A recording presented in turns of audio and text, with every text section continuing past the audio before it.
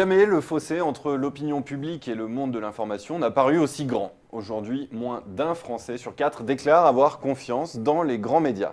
Alors pour parler des causes de cette défiance et de ce qu'elle dit de l'état de la profession de journaliste, j'ai invité Éric Neveu, sociologue et politiste qui suit les grandes évolutions du journalisme depuis le début des années 2000. Bonjour Éric Neveu. Bonjour. Alors vous êtes professeur à Sciences Po Rennes, établissement que vous avez d'ailleurs dirigé.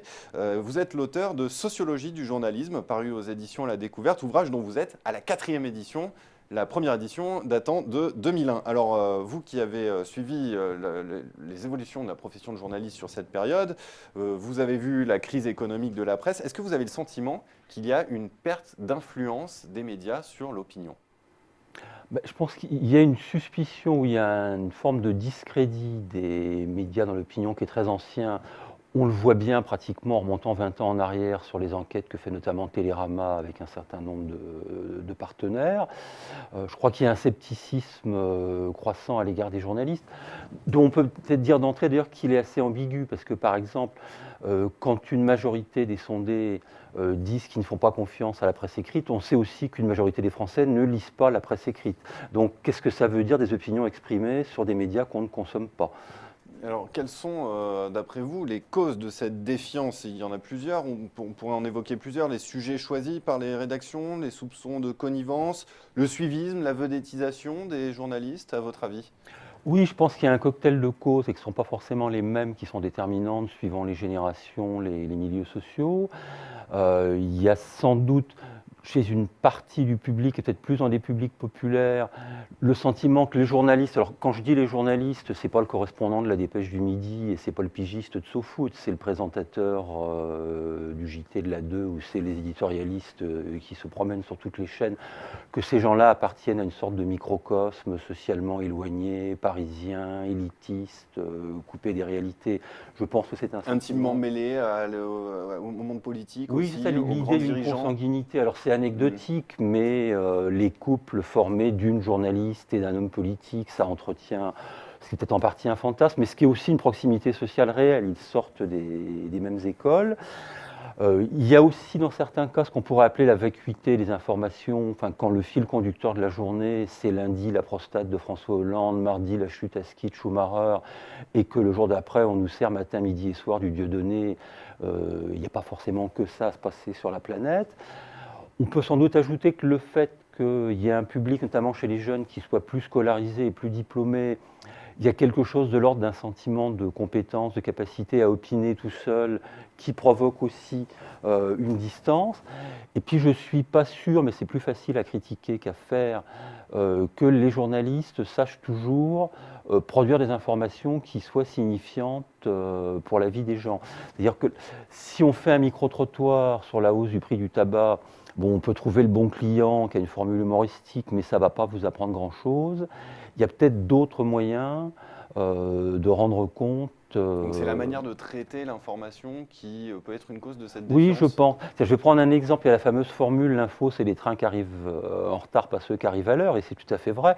Donc c'est intéressant éventuellement, si un jour il y a un gros bug sur le réseau SNCF, de nous montrer ce qui se passe. Mais ça sert à quoi des minutes et des minutes dans des gares avec des gens énervés? Est-ce qu'il ne serait pas plus intéressant de se demander pourquoi il y a effectivement aujourd'hui plus de trains qui arrivent en retard? Ça veut dire quoi en termes de politique de la SNCF? Qu'est-ce que c'est le tout TGV en termes de priorité financière? C'est quoi les effets des dégraissages des effectifs, etc., etc., etc. Alors, vous avez constaté sur cette période sur laquelle vous avez étudié la sociologie du journalisme, depuis le début des années 2000, je le rappelle, une précarisation du métier de journaliste. Aujourd'hui, ce sont des jeunes, de plus en plus multigénéralistes dans les rédactions, qui ont remplacé en quelque sorte des grands spécialistes. Mais à l'ère du numérique, le journaliste est presque sûr d'être lu par des gens qui finalement connaissent mieux le sujet que lui. Alors, est-ce qu'il faut revenir à une rédaction dans laquelle il y aurait des grands spécialistes vraiment qui connaissent très très bien leur sujet? Alors si je peux ne pas être d'accord avec vous, je pense que dans un média généraliste, non, nous ne connaissons pas tout. C'est-à-dire si je regarde un JT qui me parle des massacres à Alep, puis d'un ouragan aux Philippines, d'un cœur artificiel, des championnats d'Europe de volley, enfin, il faut vraiment que je sois très mégalo pour dire je connais tout ça mieux que ceux qui font l'information. Éventuellement, je peux avoir le sentiment que ça ne m'apprend rien. Ça, c'est un autre problème. Mais je ne pense pas qu'on connaisse tout. Et effectivement, sur le fond, il y a de plus en plus de journalistes précaires qui enchaînent des contrats courts. Alors, distinguons peut-être deux choses. Plus de polyvalence, ça peut être intéressant du point de vue de l'entreprise, et après tout, on peut être utilement journaliste sur 2 créneaux de spécialité. Si vraiment on passe sans arrêt d'un sujet à l'autre, il y a quand même un problème pour arriver à avoir une maîtrise de fond, et ce qui veut dire qu'en situation d'entretien devant un interlocuteur, on se fait trimballer ou on ne pose pas les bonnes questions si on n'a pas un minimum de spécialisation. Est-ce que l'avenir, finalement, ne serait pas aux médias de niche ? Si, il y aura sans doute de plus en plus de médias niches, et on le voit bien, je pense au succès de 21 sur un journaliste plus qui raconte des histoires longues, qui raconte des histoires au sens noble du terme, avec l'apparition de titres comme SoFoot qui a complètement renouvelé la couverture de l'info sportive ou dans le journalisme économique. C'est beaucoup dans la narration alors que l'innovation se fait, que les niches se créent finalement ? Je pense que c'est un des registres, effectivement, un journaliste plus narratif, parce que c'est aussi une des choses que les journalistes, que le bon journalisme, à mon avis, sait faire, raconter des histoires, pas au sens de rouler en la farine, mais au sens de scénariser et de faire comprendre en nous disant il était une fois et puis voilà les rebondissements qu'il y a eu dans l'histoire. La limite, c'est sans doute qu'entre journalisme de niche, journalisme de bulle et éventuellement club privé, il y a des transitions insensibles. On le voit bien, à mon avis, je ne devrais pas dire ça sur Xerfi, mais dans l'information économique, qui peut devenir un univers extrêmement clos. J'ai un collègue britannique, Aaron Davis, qui montre bien ça, c'est-à-dire comment il y a une forme de censure invisible qui n'est pas le fait qu'on cache des choses, mais que l'info économique pour les décideurs économiques, elle circule dans des médias ou des lettres confidentielles. Bon, juridiquement, tout le monde peut s'en porter acquéreur, mais dans les faits, ça clôt une espèce de sous-espace public qui empêche aussi une forme de transparence démocratique. Alors aujourd'hui, à l'ère du numérique, l'information, elle est partout, disponible quasiment instantanément. Alors quel est le rôle du journaliste dans ce contexte ? Comment est-ce qu'il a évolué ce rôle ?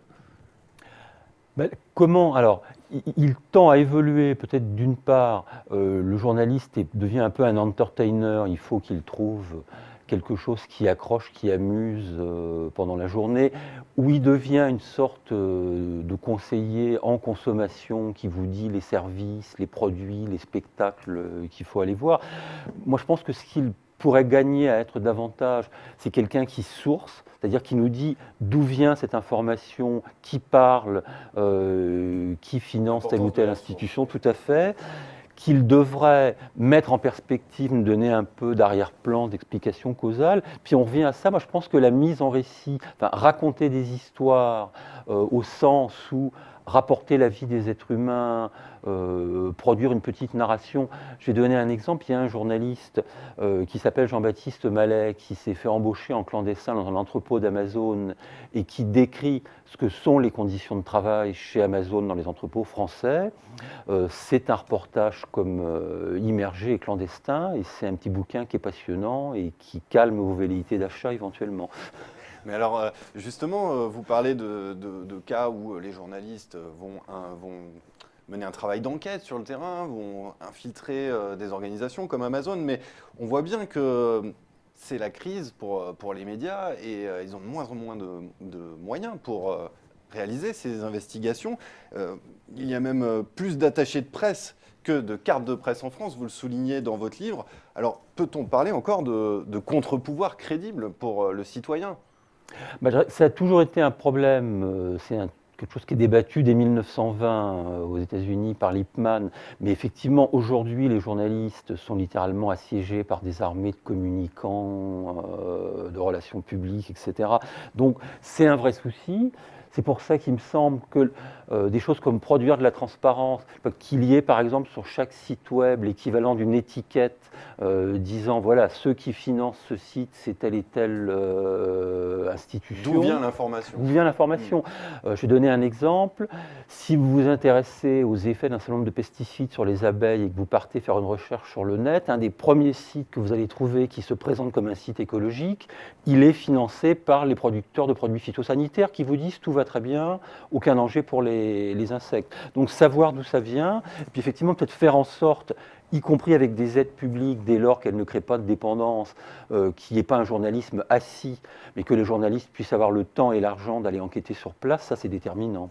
Alors, j'en viens à la défiance. Le public n'a-t-il pas un peu sa part de responsabilité aussi? Est-ce que l'accusation, c'est la faute aux médias, finalement, n'est pas un petit peu facile? Parce que le public réclame des sujets sérieux, mais en même temps, ce qui marche en termes d'audience, c'est peut-être un peu moins les sujets sérieux. Les Français, quand on leur demande leur chaîne de télé préférée, ils répondent Arte, mais c'est pas Arte qui fait le plus d'audience.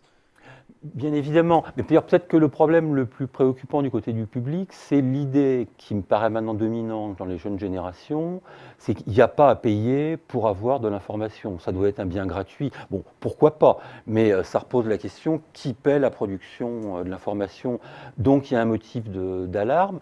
Alors, sans décrire un public vertueux qui n'existe pas, je crois qu'on revient à cette question. Enfin, est-ce que la profession journalistique sait produire une information attrayante, digeste, stimulante, qui nous parle de comment un certain nombre de grandes décisions, de grands enjeux impactent la vie des gens ordinaires. Et là-dessus, je pense qu'il y a des motifs d'une interrogation professionnelle très sérieuse et que c'est probablement un des moyens de reconquérir le public avec des choses qui ne soient pas superficielles, qui ne soient pas paillettes. Éric Neveu, merci beaucoup. Merci d'être venu nous décrire ces évolutions du journalisme, vous qui l'avez étudié depuis le début des années 2000 avec sociologie du journalisme et puis même quelques années encore auparavant. Merci encore d'être venu sur le plateau Merci de votre d'Exerfi Canal. invitation. Merci.